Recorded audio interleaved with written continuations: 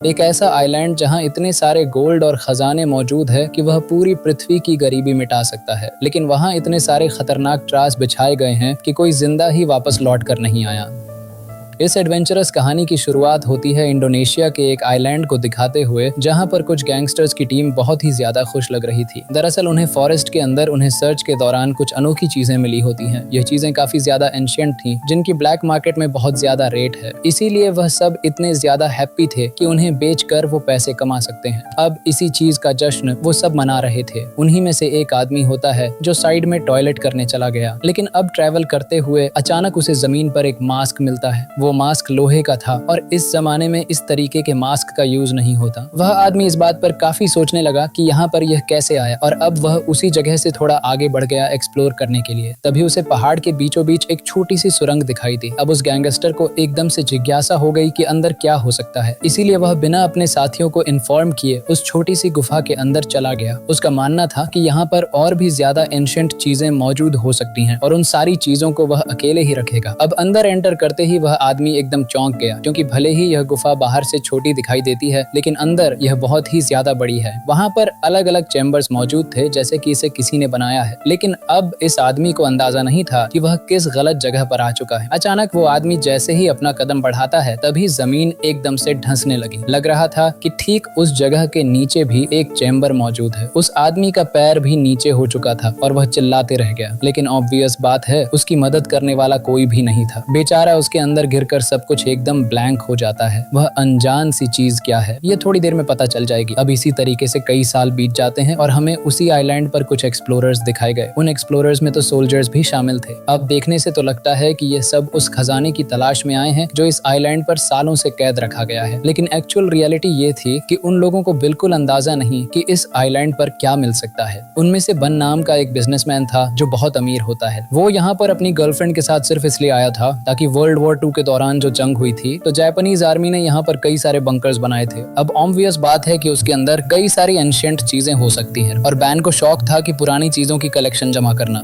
उसने तो एक कैप्टन और कई सोल्जर्स को भी पैसे दिए होते हैं ताकि वह उनकी प्रोटेक्शन करें। जैसे क्या नाम की एक आर्कियोलॉजिस्ट भी उसके साथ होती है जो उन रिसर्च में उसकी मदद करेगी। फिलहाल तो वह सब एक्सप्लोर ही कर रहे थे, क्योंकि उन्हें कुछ मिला नहीं होता। कैप्टन अपने सोल्जर्स के साथ यह पूरा इंश्योर कर रहा था कि वो बेन और उसकी गर्लफ्रेंड को चोट नहीं पहुंचने देंगे। चाहे कुछ भी हो, वो उनकी प्रोटेक्शन करेंगे ही। तो अब सारे सोल्जर्स अपने कैप्टन द्वारा दिए गए कमांड को फॉलो करते हुए अलग अलग डायरेक्शन में जाते हैं। लेकिन तभी अचानक एक जगह से किसी सोल्जर के चिल्लाने की आवाज आई। ये देखकर सभी एकदम चौंक गए और उसे बचाने के लिए आगे बढ़े। पर पता चला कि एक गुफा के अंदर से किसी इंसान का स्केलेटन बाहर निकल रहा है। वैन और उसकी गर्लफ्रेंड काफी चौंक गए थे, लेकिन फिर बाद में पता चला कि यह तीसरे सोल्जर का एक मजाक था। उसे कुछ नहीं हुआ होता, वह तो सिर्फ सभी को डराने की कोशिश कर रहा होता है। कैप्टन को यह बात बिल्कुल पसंद नहीं आती और वह सोल्जर को डांटता भी है। लेकिन यहाँ बातों ही बातों में उन्होंने एक बंकर भी खोज निकाला था। तो अब बन जेसिका से कहता है कि तुम्हें अंदर जाना चाहिए ताकि कुछ इंपॉर्टेंट चीजें मिल जाएं। लेकिन जेसिका उस जगह पर जाने के लिए थोड़ा डर रही थी। इसीलिए अब बैन कैप्टन और सोल्जर से कहता है कि तुम बाहर रुको, और वह खुद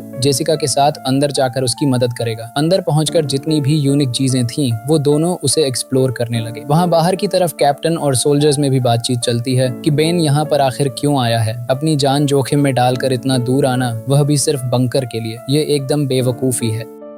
अब यहाँ बंकर के अंदर बेन और जेसिका को खोज करते दौरान 2 सोल्जर्स की डेड बॉडी मिली थी। वो पूरा स्केलेटन बन गए थे और बैजेस से देखकर साफ पता चल रहा था कि यह दोनों जापानीज सोल्जर्स थे। जेसिका सारी चीजें एक्सप्लोर करने के बाद इतना ही कहती है कि वह क्लोज पहुंच गए, लेकिन वह बेन को कुछ और बातें डिटेल में नहीं बताती और बाहर लेकर चली जाती है। उन्हें और थोड़ा आगे एक्सप्लोर करना होगा ताकि एक परफेक्ट स्पॉट मिले जहाँ पर वो अनजान चीज है जिसके लिए जेसिका यहाँ पर आई है। अब ट्रैवल करते हुए हमें वो आइलैंड का दृश्य दिखाया गया जो बहुत ही सुनसान था। वहाँ पर इतने सारे पेड़ पौधे थे जो किसी सोल्जर्स के छुपने के लिए बेस्ट होते हैं, और इसी वजह से वर्ल्ड वॉर 2 के टाइम पर जापानीज ने यह आइलैंड चुना। यहाँ से वह दुश्मनों के ऊपर नजर रखते और बड़ी आसानी से हमला कर देते। अब उनमें से सभी लोग ट्रैवल करते हुए एक बहुत ही पुरानी माइनिंग एरिया के पास पहुँचते हैं। वो माइनिंग एरिया कई साल पुरानी थी, जो पूरी तरीके से तहस नहस हो चुकी होती है। लेकिन अचानक उन्हें उसी माइनिंग एरिया के ठीक नीचे एक दरवाजा दिखाई दिया। ये दरवाजा कितना अंदर जाता है और अंदर क्या मौजूद है,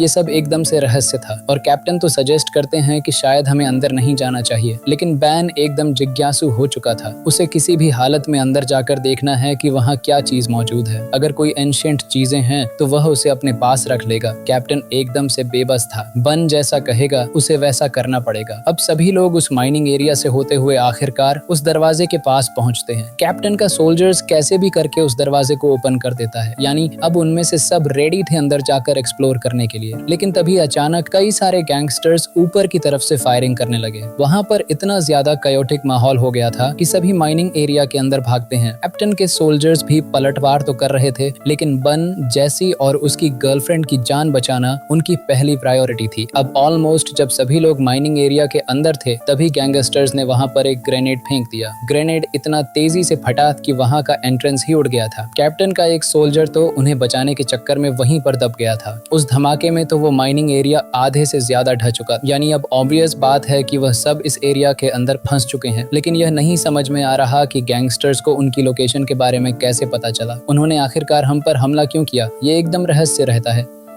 अब थोड़ी देर बाद सभी होश में आते हैं और देखते हैं कि उसके कितने लोग घायल हुए। कैप्टन का एक सोल्जर तो घायल होने के कारण मरने ही वाला होता है, इसीलिए अब सभी लोग ये पूछने लगते हैं कि यह हुआ कैसे। इस मोमेंट पर बहुत सोचने के बाद बैन आखिरकार एक सच्चाई सभी को बता ही देता है। उसने कहा कि कई साल पहले मेरे फादर भी इस आइलैंड पर आए थे और उनका मानना था कि यहाँ बड़े पैमाने पर गोल्ड और खजाने रखे गए हैं, लेकिन आज तक उसे कोई ढूंढ नहीं पाया। इसीलिए यह बात सिर्फ बैन और जेसिका को ही पता थी कि इस आइलैंड पर खजाना है, और यह भी एक रीजन था कि वह सब यहाँ पर आए हैं। बैन अंदाजा लगाता है कि शायद जिन गैंगस्टर्स ने उनके ऊपर हमला किया उन्हें भी इस राज के बारे में पता है और इसी वजह से उन सब की जान खतरे में पड़ गई। अब कैप्टन इस बात पर बहुत गुस्सा होता है क्योंकि यह चीजें बन ने पहले नहीं बताई और अब यह क्योटिक माहौल उसकी वजह से ही क्रिएट हुआ है। कैप्टन को बहुत बुरा लग रहा था कि उसका एक सोल्जर मारा गया और अब कैप्टन ने डिसाइड कर लिया है कि वह अपने लोगों को लेकर यहाँ से जाएगा, चाहे कुछ भी हो जाए वो बन का और साथ इसमें नहीं दे सकता। बन और जैसिका यह बात समझ तो चुके थे, लेकिन वापस जाने का रास्ता बंद हो चुका होता है। वहाँ बड़े बड़े पत्थर गिर चुके हैं, यानी कि उन्हें कोई और वे देखना होगा बाहर निकलने का। कैप्टन और बाकी सोल्जर्स सब आगे बढ़कर चारों तरफ देखने लगते हैं। अचानक उन्हें सामने एक रास्ता दिखाई दिया। अब नोटिस करने पर तो यह गुफा छोटी दिखाई देती है, लेकिन जैसे ही वह उस रास्ते की तरफ बढ़े जो नीचे की तरफ जा रहा था, तब जाकर पता चला कि यह तो सिर्फ इस गुफा की शुरुआत है। अंदर एक बहुत ही बड़ा बंकर बनाया गया था। आखिर वहाँ पर क्या क्या अनोखी चीजें हो सकती हैं, थोड़ी देर में पता चल जाएगा। कैप्टन और सोल्जर्स के पीछे सभी लोग एकदम डर कर आगे बढ़ रहे थे। अब उन सीढ़ियों से उतरने के बाद वह सब एक लकड़ी के पुल पर आ गए। पहले लगा कि यह पुल टूट जाएगा, लेकिन अभी भी एकदम वह स्ट्रांग था। उनके ऊपर पैर रखते ही अचानक वहाँ की लाइट्स ऑन हो गई। कैप्टन सभी को रुकने के लिए कहता है क्योंकि यहाँ पर दुश्मन हो सकते हैं। बड़े बड़े फ्लैग्स भी लगाए गए थे जापानीज गवर्नमेंट के, जो कई साल पहले के होते हैं। लेकिन कैप्टन यह बात नहीं समझ पाता कि अगर यह चीजें कई साल पुरानी है तो फिर यह लाइट्स अपने आप ऑन कैसे हुई। इतने टाइम तक कोई भी जनरेटर सही नहीं हो सकता, यानी जरूर कोई ना कोई उनके ऊपर नजर रख रहा है और इसकी सावधानी उन्हें बरतनी होगी। कैप्टन धीरे धीरे करते हुए आगे बढ़ जाते हैं और उस लकड़ी के पुल को क्रॉस कर देते हैं। अब अचानक उनकी टीम एक ऐसी चैम्बर में पहुंच गई जो किसी स्टोर रूम जैसा था। वहां पर कई सारी दवाइयां रखी गई थी और मास्क भी होते हैं जो कि नॉर्मल वर्कर्स नहीं पहन सकते। वो किसी वैज्ञानिक या फिर एक्सपेरिमेंट का हिस्सा लग रहा होता है। थोड़ी जांच और करने पर उन्हें फोटोग्राफ्स के साथ साथ डॉक्यूमेंट्स भी मिले उन एक्सपेरिमेंट के, जो कि जापानीज गवर्नमेंट उन लोगों के साथ करती थी जो पकड़े जाते थे, यानी उनके ऊपर अलग टाइप के एक्सपेरिमेंट और टॉर्चर करना। एक तरीके से देखा जाए तो उन लोगों को वहाँ सारे डॉक्यूमेंट्स मिल गए थे जो कि जापानीज गवर्नमेंट वर्ल्ड वॉर 2 के दौरान करती थी। उनका पूरा प्लान, वो कैसे हमला करने वाले हैं और आगे क्या करेगी। यहाँ पर कैप्टन को इन चीजों के ऊपर बिल्कुल भरोसा नहीं होता। वो ये बिल्कुल बिलीव नहीं कर पा रहा था कि जापानी सोल्जर्स इस जगह का यूज करेंगे इतना बड़ा खजाना छुपाने के लिए। उसने तो यही कह दिया कि शायद ये पूरी इन्फॉर्मेशन गलत है और उसमें वो बैन और जेसिका का साथ बिल्कुल नहीं देगा। अब हमें एक और सोल्जर दिखाया गया जो अपने कैप्टन के कहे गए अनुसार वहां पर ध्यान रख रहा होता है। तभी अचानक वह सोल्जर्स महसूस कर पा रहा था कि उसके ठीक पीछे कोई तो खड़ा हुआ है। वह जो कोई भी था उसने मास्क पहना था और अजीब हरकतें करता है, पर जैसे ही उस सोल्जर ने पीछे मुड़कर देखा तब वह वहां से गायब हो गया। वो जो भी था, इससे इतना तो क्लियर हो गया है कि इस पूरे गुफा के अंदर वह सब अकेले नहीं है। अब यहाँ धीरे धीरे उन सोल्जर्स के बीच टेंशन बढ़ रही थी और काफी मनमुटाव होने लगा। सभी जानना चाहते थे कि आखिर ये कौन सी जगह है और जो खजाने की बात वह कर रहे हैं वह सच भी है कि नहीं। तब जाकर जेसिका बन की तरफ देखते हुए सारी सच्चाई बताने के लिए कहती है। हालांकि बेन अभी भी कुछ रिवील नहीं करना चाहता था, लेकिन जेसिका कैप्टन और सोल्जर्स से सब सच कहती है कि यह पूरी जगह कोई माइनिंग एरिया नहीं है। ये पहले हॉस्पिटल हुआ करता था जिस पर जापानीज गवर्नमेंट ने कब्जा कर लिया और फिर इस जगह को एक एक्सपेरिमेंटल लैब बना दी। यहाँ वो दुश्मनी सोल्जर्स को पकड़कर उनके ऊपर एक्सपेरिमेंट करते, ऐसे एक्सपेरिमेंट जिससे इंसान किसी दूसरे प्रजाति में कन्वर्ट हो जाए। वो इंसान तो रहेंगे लेकिन किसी दूसरे के कंट्रोल में। इस बात का प्रूफ तो उन सारे फोटोज और डॉक्यूमेंट से तो हो ही जाता है, पर बात रही गोल्ड की जिस पर कैप्टन भरोसा नहीं करते, उसका कोई भी प्रूफ नहीं होता। जेसिका भी कहती है कि हमारे पास कंप्लीट इन्फॉर्मेशन नहीं है, लेकिन इतना क्लियर है कि वो खजाना यहीं पर है। अब खजाने और गोल्ड की बात करते हुए बाकी सोल्जर्स थोड़ा लालच में पड़ जाते हैं। उन्हें भी गोल्ड चाहिए था और अपनी लाइफ में उन्हें काफी पैसे चाहिए थे, इसीलिए कुछ सोल्जर्स तो उस खजाने के बारे में पूछते हैं और वह इंटरेस्टेड लगते हैं। कैप्टन इस बात से ऑब्वियसली अपने सोल्जर से नाराज था, लेकिन फिलहाल उनका एक सोल्जर बहुत घायल पड़ा हुआ होता है। उसकी देखरेख चल रही थी और पता नहीं वह कब तक जिंदा रहेगा। कैप्टन ने अपने सोल्जर से साफ कहा कि हम आगे जाकर बाहर निकलने का रास्ता ढूंढते हैं, न कि और ज्यादा अंदर जाना गोल्ड को ढूंढने के चक्कर में। कैप्टन अपने साथ एक सोल्जर ले लेता है और बाकियों को उसी स्टोर रूम के अंदर रुकने के लिए कहता है। ये इसलिए ताकि कोई खतरे में ना पड़े, लेकिन यहाँ बन को यह एक्सेप्टेड नहीं था, क्योंकि वो चाहता है कि पूरा खजाना वो सबसे पहले ढूंढे और उस खजाने और गोल्ड के ऊपर हक उसका हो। पर अब इन सारी चीजों के बीच जॉन नाम का वो सोल्जर जो घायल पड़ा हुआ था, उसके साथ कैप्टन और जेसिका रुकने का डिसाइड करते हैं और बाकी सोल्जर्स के साथ बन और उसकी गर्लफ्रेंड साथ चल पड़े थे, क्योंकि बेन का मेन मोटिव यहाँ से बाहर निकलना नहीं, सबसे पहले खजाना ढूंढना था। उसने तो इस मिशन के ऊपर इतने लाखों डॉलर अप्लाई किए हैं, तो उसका प्रॉफिट तो उसे होना ही चाहिए। वह सब सोल्जर्स की मदद से लगातार आगे बढ़ते चले गए। अब यहाँ घायल पड़े हुए सोल्जर जॉन के पास कैप्टन जेसिका से कुछ बातें करता है। कैप्टन ने जेसिका को अपनी लाइफ के बारे में बताया कि कैसे वह पहले सेल्फिश था। सेना में होने के बावजूद भी वह सिर्फ अपने बारे में सोचता। उसने अपनी जिंदगी में कई सारी लड़ाइयाँ लड़ी और कई लोगों को मारा, लेकिन कुछ टाइम बाद उसने यह सब क्विट कर दिया। तब से लेकर आज तक उसने किसी की भी जान नहीं ली है। जेसिका कैप्टन की कहानी सुनकर काफी भावुक हो जाती है, पर वहाँ बन और बाकी सोल्जर्स एक ऐसी जगह पर पहुंच गए जहाँ नीचे की तरफ कई सारी लोहे की जालियां लगी थी। देखकर लगता है कि वो एक अलग ही कमरा है जिसमें डिफरेंट चीजें की जाती हैं। बन को तो नीचे की तरफ एक हेलमेट भी मिला जिस पर यूएस आर्मी के बारे में लिखा था, यानी ऑब्वियस है यहाँ पर यूएस सोल्जर्स जरूर आए होंगे। सोल्जर्स प्रोटेक्ट करते हुए जब थोड़ा और अंदर जाते हैं तो उन्हें एक्सपेरिमेंट वाली चीजें मिली जो ऑब्वियसली किसी इंसानों के ऊपर करते थे, यानी जेसिका की कही गई बात एकदम सच है। जहाँ पकड़े गए कैदियों के ऊपर टॉर्चर और एक्सपेरिमेंट किए जाते हैं। इनफैक्ट इतना ही नहीं, उन्हें तो बड़े बड़े जार्स दिखाई देते हैं जिसके अंदर इंसानों के कटे गए बॉडी पार्ट्स रखे गए थे। ये इतने ज्यादा घिनौने थे कि कोई उसे देखकर उल्टी कर दे। बन तो अपनी गर्लफ्रेंड के साथ उस पूरी जगह को और भी ज्यादा एक्सप्लोर करने लगता है। भले यह डरावना था, लेकिन उसे खजाना ढूंढना है। अब यहाँ जॉन नाम के उस सोल्जर जो कि बहुत ज्यादा घायल था, ग्रेनेड हमले में उसे जमीन पर कुछ हिलता हुआ दिखाई देता है। वो जब नोटिस कर रहा था तो ऐसा लगता है कि कोई जमीन में उसे खींच रहा है। अब जैसे ही वह उसे देखने गया तो पता चला कि वह जमीन के अंदर गिरने लगा है, सेम उसी तरीके से जैसा कहानी की शुरुआत में वो गैंगस्टर गिरा था। किसी ने जॉन नाम के उस सोल्जर को मिट्टी के अंदर से ही खींच लिया। कैप्टन और जेसिका जैसे ही यह नोटिस करते हैं, वह तुरंत ही उसे पकड़ने के लिए गए। उस गड्ढे के अंदर वह जल्द से जल्द खोदने लगे ताकि जॉन को बचाया जा सके। जैसे तैसे वह अंदर तो पहुंचते हैं, लेकिन जॉन मर चुका था। उसका पूरा शरीर एकदम गलने लगा होता है, जैसे किसी ने उसकी बॉडी पर एसिड डाल दिया हो। ध्यान से देखने पर वहाँ इंसानों के कई सारे स्केलेटन्स मौजूद थे, यानी उस गुफा के अंदर कोई तो है जो लोगों को मार रहा है और उन्हें बहुत बुरी तरीके से खा जाता है। जेसिका के तो होश उड़ गए थे। यहाँ कैप्टन और जेसिका अपने आप को संभाल ही रहे थे, तभी अचानक उनके ऊपर हमला हुआ। किसी ने दोनों को मारकर बेहोश कर दिया था।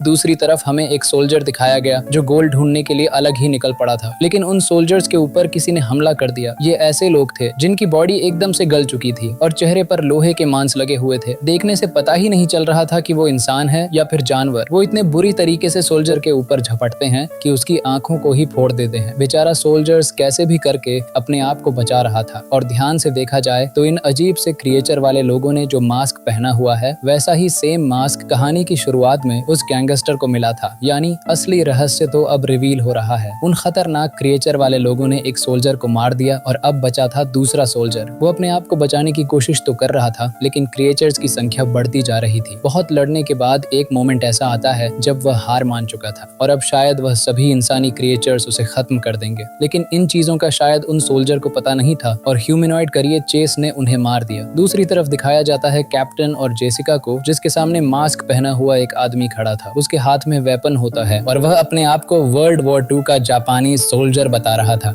कैप्टन और जेसिका अपना सर झुकाकर उसे समझाने की कोशिश करते हैं। अब वो जो कोई भी जापानी सोल्जर था वह तो यह कहने लगा कि जापान वर्ल्ड वॉर 2 जीत चुकी है और चारों तरफ उनका ही राज हो चुका है, पर अभी भी जंग जारी है, इसीलिए वह वर्ल्ड वॉर 2 के बाद से यहीं पर रहे और कभी बाहर ही नहीं निकले। लेकिन जेसिका उस आदमी को साफ कहती है कि जापान हार चुका है, उन्होंने पहले ही सरेंडर कर दिया था और अब तो यह 20 सेंचुरी चल रही है। वो जापानीज सोल्जर एकदम चौंक गया हो और अपने वेपन नीचे करता है। तब जाकर जेसिका ने उसे टैब पर कुछ वीडियोस दिखाए। ये वीडियोस में साफ पता चल रहा था कि जापानीज गवर्नमेंट के प्रेसिडेंट सरेंडर कर रहे हैं, यानी वो सब हार चुके हैं और जंग सालों पहले खत्म हो चुकी है। उस जापानी सोल्जर ने अपना मास्क हटाया और पता चला कि उसका चेहरा एकदम से खराब हो चुका है। वो एकदम से शौक में था कि उसे तो यह बात पता ही नहीं होती और तब से उसे यही लग रहा है कि बाहर अभी भी जंग जारी है। इसी वजह से वह सालों से यहीं पर कैद है। ये चीजें अगर उसे थोड़ी देर पहले भी पता होती तो वह अपने साथी को बचा लेता, क्योंकि वह तो स्ट्रेचर पर जो लेटा था वह मर चुका है। जब वह जापानी सोल्जर थोड़ा इमोशनल होकर नीचे गिर पड़ा था तो कैप्टन ने मौका देकर उसका ही वेपन सामने रख दिया। यह इसलिए क्योंकि उसके साथ डील करना खतरनाक हो सकता है। कैप्टन और जेसिका पूरी कोशिश कर रहे थे कि वो उस अनजान सोल्जर से सब कुछ उगलवा ले। उन्होंने पूछना स्टार्ट कर दिया कि तुम्हारी ऐसी हालत कैसे हुई और इतने सालों बाद भी तुम कैसे जिंदा हो यहाँ पर। तब जाकर सोल्जर बताता है कि जापानीज वैज्ञानिकों ने जो इंजेक्शन और जो एक्सपेरिमेंट उनके ऊपर किए थे ये उसका नतीजा है। यानी उन सोल्जर्स की टीम के ऊपर अलग अलग एक्सपेरिमेंट कराए गए और ये सारी चीजें ये बोलकर होती हैं कि तुम कभी बूढ़े नहीं होगी, तुम्हारी जवानी हमेशा बरकरार रहेगी। वैज्ञानिकों ने तो बाहर जाने का रास्ता भी बंद कर दिया था और जो बचे हुए एक आध रास्ते थे वह सिर्फ उन्हें ही पता था। यह बात सुनने पर जेसिका और कैप्टन काफी शॉक में हो गए, पर वह सोल्जर बताता है कि जापानीज वैज्ञानिक यहीं पर नहीं रुके। वह अपने एक्सपेरिमेंट को नेक्स्ट लेवल तक लेकर जाना चाहते थे, इसीलिए उन्होंने हम सभी को यहाँ पर कैद किया और अलग अलग इंजेक्शन देने लगे। इस इंजेक्शन से वह एक्चुअली ये चाहते थे कि सभी सोल्जर्स एक ऐसी आर्मी बना लें जो कभी भी नहीं मरती हो और उनके लिए काम करें। यानी जापान के लिए ऐसे सोल्जर्स जो डेड हैं लेकिन अपने दुश्मन को बहुत बुरी तरीके से चोट पहुंचा सकते हैं। ना ही इन्हें कोई मार सकता है बल्कि यह कुछ टाइम बाद वापस जिंदा हो जाएंगे। उस जापानी सोल्जर ने तो एक डार्क रियलिटी जापान के बारे में सब बता दी थी, यानी कि ऐसी सेना जो पूरे देशों पर अपने आप ही कब्जा कर ले। कैप्टन और जेसिका टेंशन में आकर उससे बाहर निकलने का रास्ता पूछते हैं। उस भयानक सोल्जर ने कहा कि पहला रास्ता ढक चुका है, एक और रास्ता है, लेकिन वहां पर जाना खतरे से खाली नहीं होगा।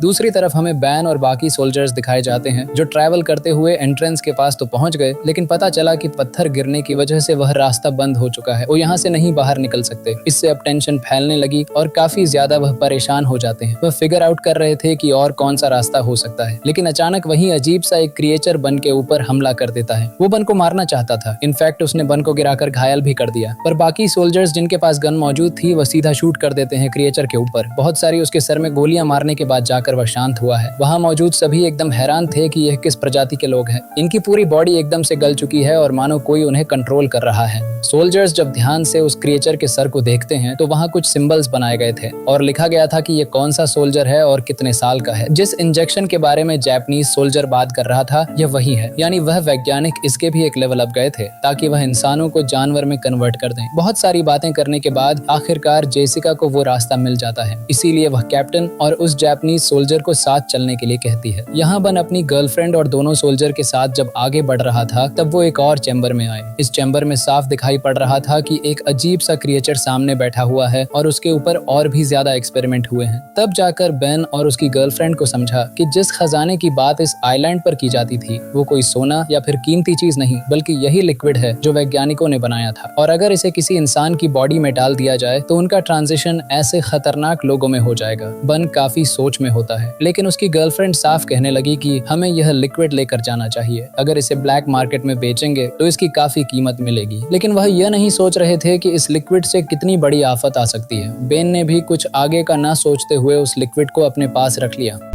अब वो सोल्जर्स थोड़ा और आगे बढ़ते हैं जहां से उन्हें बाहर निकलने का रास्ता मिले। वो एक बड़ा सा डोर था जिसे ओपन करने के बाद एक गुफा आती है। अब जैसे ही वह गुफा में आगे बढ़ने के लिए कदम रखते हैं तब एक शॉकिंग चीज सामने आई। सीधे देखने पर वहां पर कई सारे क्रिएचर्स वाले इंसान मौजूद थे जो एक आर्मी की तरह खड़े होते हैं, यानी वैज्ञानिकों द्वारा बनाए गए वो फाइनल सोल्जर्स जो जापानीज गवर्नमेंट चाहती थी दुश्मनों से लड़ने के लिए। उस गुफा में इतनी बड़ी जापानीज आर्मी थी जो कि पूरी तरीके से इमॉर्टल है। एक्सपेरिमेंट के कारण ना तो उन्हें कोई दर्द फील होता है और ना ही उन्हें कोई मार सकता है। उनके अंदर सिर्फ एक ही जुनून है कि सामने जो भी आए उन्हें खत्म कर दे। अब वहाँ पर आकर उन लोगों ने सारी आर्मी को जगा दिया था, जो पूरी तरीके से एकदम हथियारों से लैस होती है, और अब क्रिएचर की पूरी आर्मी उनके ऊपर टूट पड़ी थी। बन, उसकी गर्लफ्रेंड और बाकी बचे हुए सोल्जर्स वापस चैम्बर में भागने का ट्राई करते हैं। उनमें से एक सोल्जर बहुत बुरी तरीके से तलवारों से मारा गया। अजीब से इंसानी क्रिएचर उन्हें एक बार में ही खत्म कर देते हैं। जैसे तैसे बेन अपनी गर्लफ्रेंड और दूसरे सोल्जर के साथ एक चैम्बर में पहुंचा और वहां से नीचे जाने लगा। फिलहाल तो उन क्रिएचर से बचना बहुत जरूरी है, क्योंकि एक बार हाथ में आग गए तो वो छोड़ेंगे नहीं। ट्रैवल करते हुए वह उस स्केलेटन वाले हिस्से में पहुंची जहां सभी को काट कर खाया जाता था। वहां पर तो वह अपने उस सोल्जर की डेड बॉडी भी देखते हैं जो घायल पड़ा हुआ था। फिर भी कैसे भी हिम्मत करते हुए वो आगे बढ़ते चले गए। बैन, उसकी गर्लफ्रेंड और उस सोल्जर तो उस जगह पर भी पहुंच गए जहां उस संधे सोल्जर्स को उन क्रिएचर ने मारा था। अब उन्हें कुछ समझता नहीं कि कहां जाए, इसीलिए वह सीधा कैप्टन और जेसिका के पास बढ़ने लगते हैं। पता चला कि उन इमोर्टल सोल्जर्स की आदमी पूरी जगह पर फैल चुकी है। वह ढूंढ रही है अपने शिकार को मारने के लिए। बन के ऊपर एक क्रिएचर ने हमला कर दिया था, जिससे वह घायल हो चुका होता है। अब यहाँ उसकी गर्लफ्रेंड बन के लिए काफी फिक्र करने लगी कि वह शायद मर जाएगा, इसीलिए पता नहीं वो क्या सोच रही थी, और उसने तुरंत ही वह इंजेक्शन निकाला और बन के बॉडी में वही घुसा दिया। उसे लग रहा था कि इस इंजेक्शन की वजह से बन जिंदा रहेगा। अब वो सारे इमोर्टल सोल्जर्स उस जगह पर भी पहुंच जाते हैं जहां पर कैप्टन और जेसिका थे। कैप्टन जेसिका तो वहां से भाग जाते हैं अपनी जान बचाकर,